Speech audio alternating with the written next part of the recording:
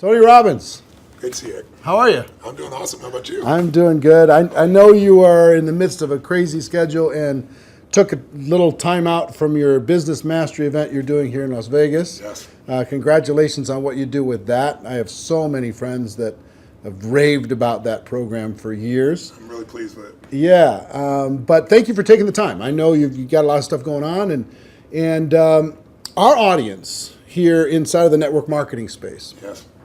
they're passionate about becoming professionals inside Yes. of the space, taking their skills to another level. They believe, as I believe, that for the average person, it's just a great option for someone to take charge of their life and become an entrepreneur without a lot of the risks that are typically associated with becoming an entrepreneur. Yeah. You've been around a long time. You've seen a lot of different things. I have. What are your thoughts about network marketing in general? And what is your thoughts about the decision that people can make to become entrepreneurs using it? Well, it's interesting. I'm doing this program right now, and I got a room, of a couple thousand people from 44 countries. They're all business owners. Some of them are businesses that are approaching $1 billion. Some of them haven't even started yet, right? They're just picking their business. So it's really variety. And one of my goals in that event is to actually get people to not go in business.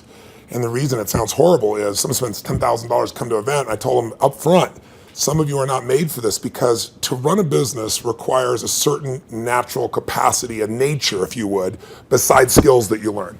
And it's the ability to handle risk. It's the ability to handle stress. It's the ability to do a lot of different things. And you have to be able to manage finance. Most people, they have some of those skills. And that's why every year, 50% of businesses that start are out of business.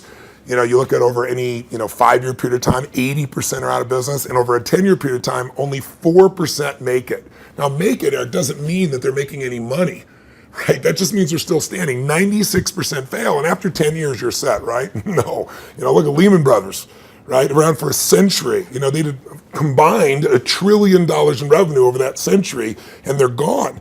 So the world, technology changes, products and services changes, it's so competitive. So to really be successful, it's a really unique situation. What's beautiful about network marketing is you get all the benefits of being an owner, but you don't have to be worrying about supply chain. You don't have to be worried about accounting, especially in the world we're in today. Network marketing used to be a little bit more different, but today with technology, you can know what's happening in real time. The companies have already set up the software, they know what happens. So it's really picking the right company, and there's a lot of great companies in that area. And it's really realizing that you're really a value creator. If you can go out and add value to other people's lives, if you can just introduce people to a product or a service that a company you represent that truly is extraordinary, some products and services can't just be thrown up on Amazon. They need the story to be told.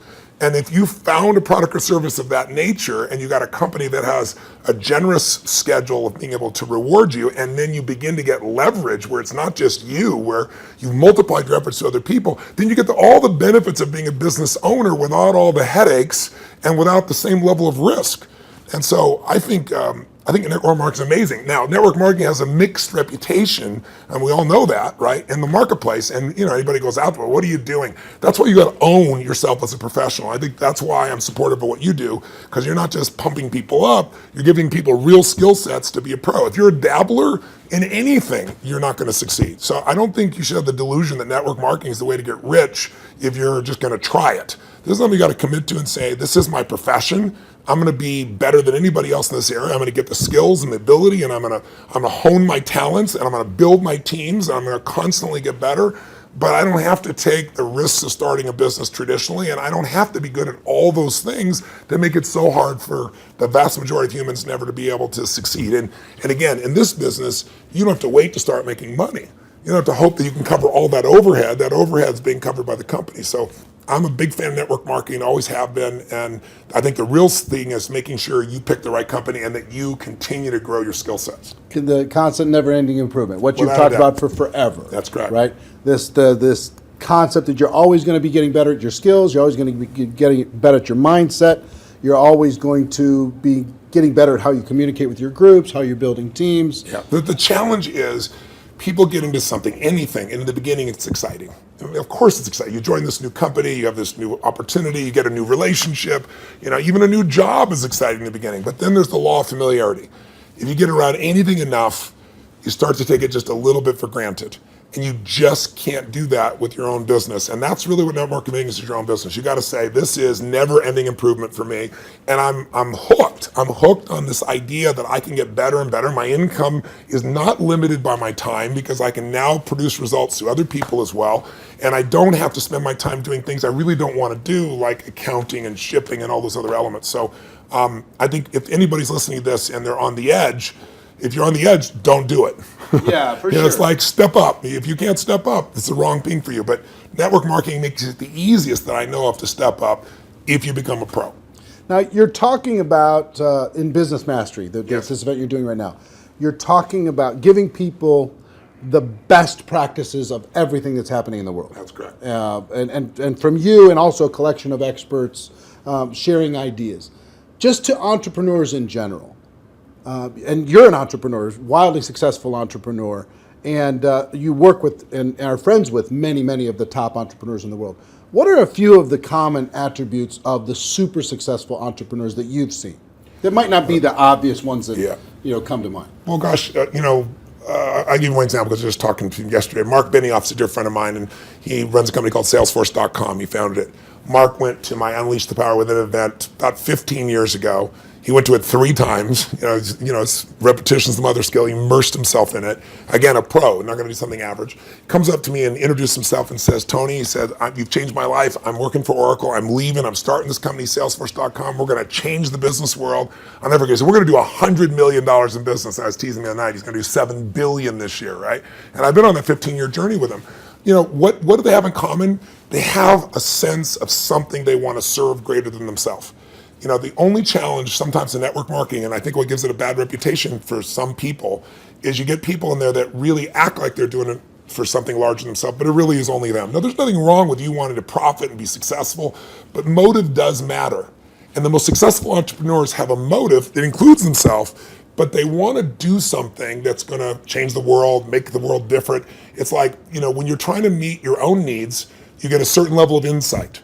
If you're trying to meet the needs of your family, you get a different level of insight because life supports whatever supports more of life, more people. If you're trying to support your community, different insight. If you're trying to have an impact on the world, it's even larger. And I found in network marketing, you find a few missionaries that are like those other entrepreneurs that it really is their mission. They'd honestly do it for free. And they want to make money and they do make money. But if you're only doing it for the money, the unfortunate part is people sense that, and then they feel like it's just a transaction as opposed to an experience of added value. There's only one way on earth to really become wealthy, and that is do more for others than anybody else is doing. And if you can find a way to do that through your vehicle, like network marketing, there's no limit. But people sense what's really driving you, and you can't fake it because people's bullshit meters today are so big because everything's bullshit. Reality television is bullshit. It's even fake. So if you can just be raw and real and connect your mission, that is not to say that you're not going to benefit. Hell, I'm fortunate enough now. I got 21 companies. I got 12 I actively manage. We're approaching $6 billion in revenues this year, and I'm a guy that started out, in a 400 square foot bachelor apartment in Venice with no business background. But what has been my driving force is every industry, every company I've been to, it's like, I'm on a mission to create massive improvement and change. And I don't just say that shit. If you want to know who I am, you don't have to watch how my lips move, watch how my feet have moved for, 3.5 decades, actually 38 years now. I started when I was 3, I think, something like that. But that's it. Find your mission, find a motive greater than yourself, and ironically, you will do incredibly well yourself as well. Yeah, I found that same thing's absolutely true. I want to transition to a project talking about giving, talking about helping other people. Yes.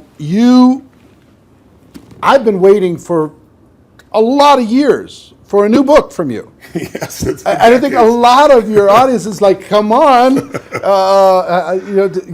are you going to put out a new book? And you finally came out with a book, Money, Master the Game, 7 Simple Steps to Financial Freedom. And it is a tour de force. Man, did you do some work. Thank you. The interviews that you pulled off and the access that you gained. To our audience, what I've been trying to pound on, because if there's an attribute of even the successful people in network marketing, Yes. it's being financially oblivious. Yes. And just spend all the dollars faster than you get it. Yeah.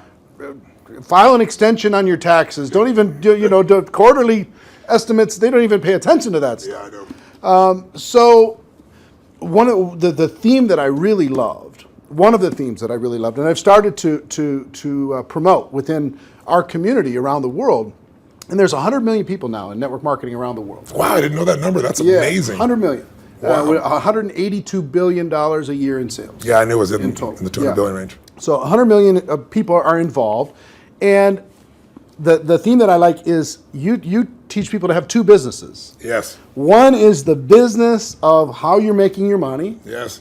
and the second is the business of your investments giving you an income stream. So for people in network marketing, one is to create, maybe transition from a job to a network marketing career, and then once you're there, try to get your investment income to surpass your network marketing income. Correct. So first of all, what drove you to create this book, and what could a person inside of network marketing benefit from? I've already benefited tremendously, right?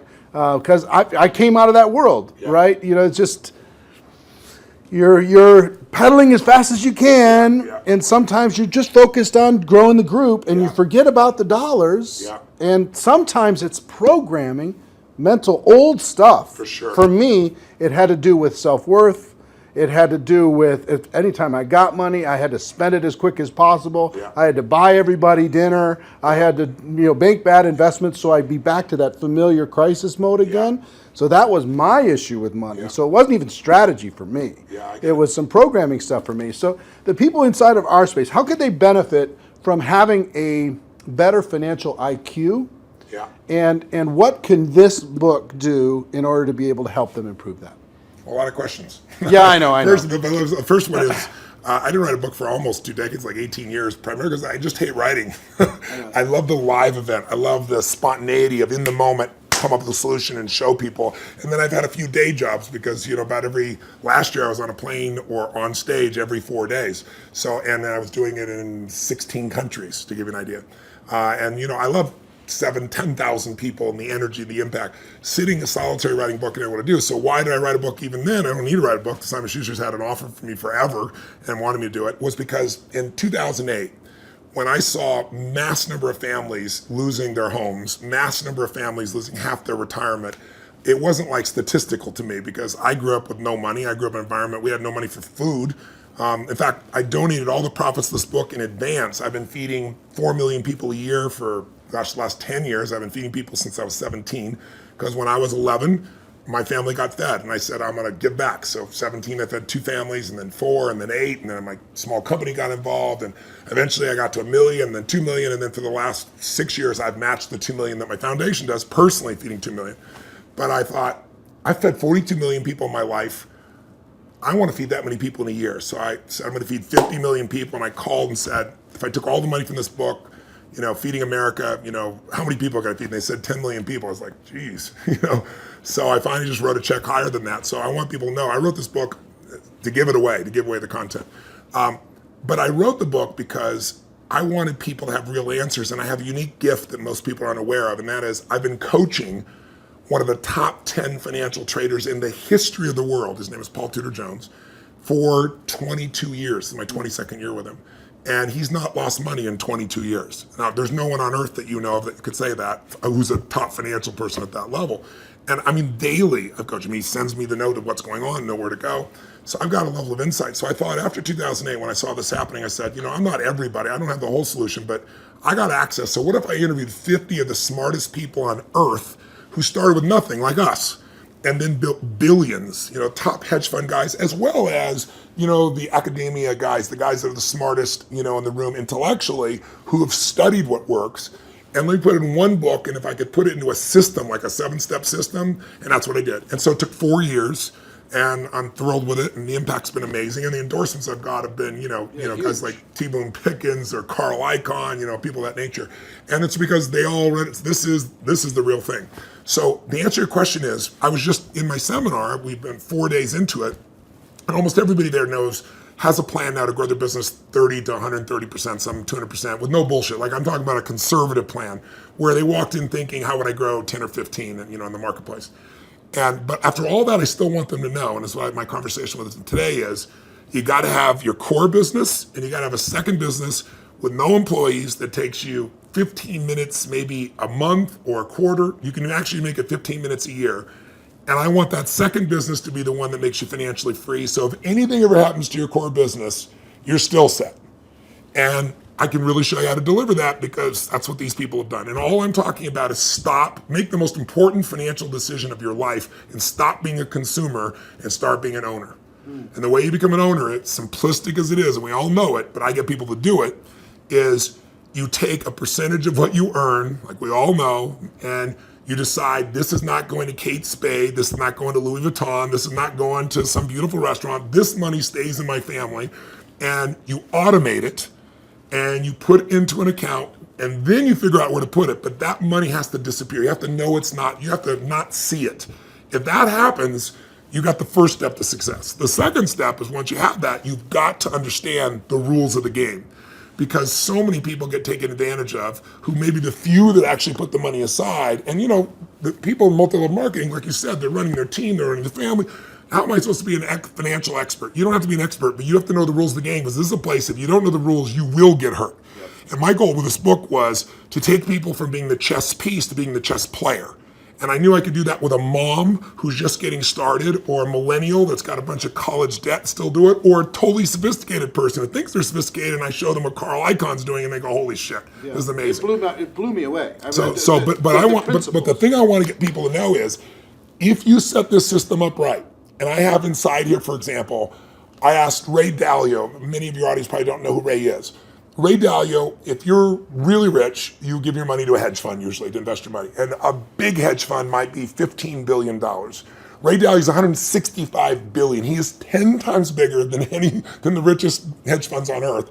He manages money for China, to give an idea, right? Wow. So I go to Ray, turns out he's been a fan of mine for 20 years, really helped. I sit down with him for 4 hours. He gives me these incredible answers. And at the end, I said to him this, and it relates to your audience. I said, look, I deal with people that have 20-day jobs. I mean, they're trying to be a mom, a dad, do something in the community, run their business, be an athlete, do well financially, do something for their community. And I said, they don't have time to be a professional. And you just got done telling me these professionals might be nice people, but they're never going to do it. 96% of mutual funds, for example, which is where most people put their money, don't match even an index over a 10-year period of time. That means if you're here in Vegas and you go play blackjack, and you say, I'm going to find the 4% that are successful. If you play blackjack and you get 2 face cards and your inner idiot says, hit me, you have an 8% chance of getting an ace. You got a 4% chance of getting a mutual fund. So I said to him, Ray, what you shared is amazing. I'm going to teach this. But you got to teach me this principle of what you do in actual numbers, so people could just go do it. 3% of this, 10% of that. He goes, Tony, I can't give you that. He goes, that's my secret sauce. People have to have a $5 billion net worth and give me $100 million before I'll even consider taking their money. And he said, that was 10 years ago. And I said, that's the point. You haven't taken money in 10 years. You're not going to take any more money. So give me the secret sauce. Help me help the average person, right? And I got him. He goes, well, Tony, he goes, it's really complex. I said, I'm good at taking complex and make it simple. He goes, well, I use leverage. I said, design one without leverage. He goes, it wouldn't be perfect. I said, your idea of not perfect is everybody else's idea of Da Vinci, So I said, and he goes, well, and he lays out this plan. And he goes, go back test that. He goes, when people talk about past performance doesn't equal future performance, that's because it's like a 5 or 10 year period of time. He said, test it over the entire modern history of investing, say 75 years, and tell me what you find out. I hired the firm to test it. 85% of the time in the last 75 years, think about all the up and downs of markets in the last 85% of the time it's made money. And when it lost money, it didn't lose 50% like 2000 or 51% like 2008.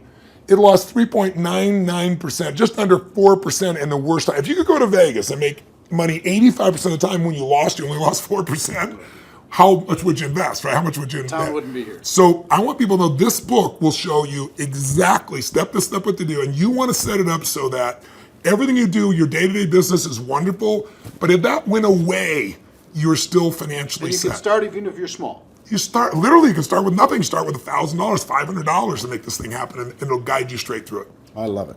Everybody, please get this book. Get your hands on it. Make sure your teams get this book. have some concepts, get the concepts ingrained, put it into your training, make it a part of your culture. Think of it as this is an area you got to master, but it's not something that takes a lot of time. Yeah. That's why I call it money master the game. It's a game. You want to master that game, and there's 7 steps. Anybody can do it. Right.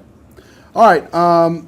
One more question for you, and I appreciate the time. My pleasure. We have our GoPro Recruiting Mastery event coming up in October. I'm going to be there. And the reason, let me tell you the reason why. I feel like I've developed I have some mentors like you've had and some people who've helped to simplify some complex things. And inside the network marketing space, I feel like I've done a pretty good job of simplifying the skills necessary for a person to go pro. Yeah. And I've done a lot of coaching, especially over the last 2 or 3 years. The biggest obstacle is not the skills. No, never. The biggest obstacle is the breakthrough that is required in a person's mind in order to be able to go to another level. Now, you're a busy guy and you're not cheap to bring in, but we did it, and the reason why we did it is we wanted you to come in and spend an entire evening with this group, the people who are there and people watching on live stream, to be able to help each of them have a breakthrough, an emotional, a spiritual, a total transformation in their mind and their business. Yeah. What are you going to be sharing with people? What can they expect to learn? What kind of results can they expect to achieve as they leave there? What are you going to be bringing? Well, I've been obsessed for 38 years with that one word, breakthrough.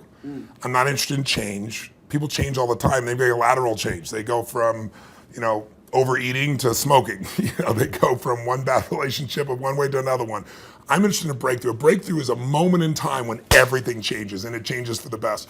And the beautiful thing about a breakthrough, when you really start studying it, which I've done for 38 years, and I've looked at it, financial breakthroughs, business breakthroughs, emotional breakthroughs, and you really see a breakthrough, it's a moment in time that occurs. Like people will say to me so often, well, it took me 10 years to change this. And I say, bullshit. It took you a moment. It took you 10 years to get to the moment where you actually broke through. That moment where your brain said, not another day, not another hour, not another moment. This is over. I'm changing my body, or I'm changing my relationship, or I'm no longer gonna do this. I won't tolerate this, because most of us get what we tolerate.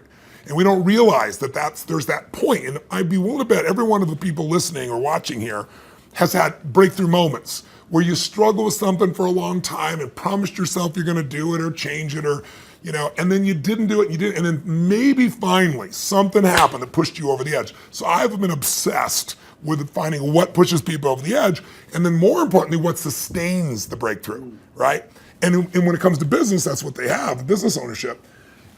I can tell you beyond a shadow of a doubt that the chokehold on the growth of any person who's watching or listening, anybody in network marketing, any business owner, the chokehold always is the psychology and skills of the owner or the leader. Always.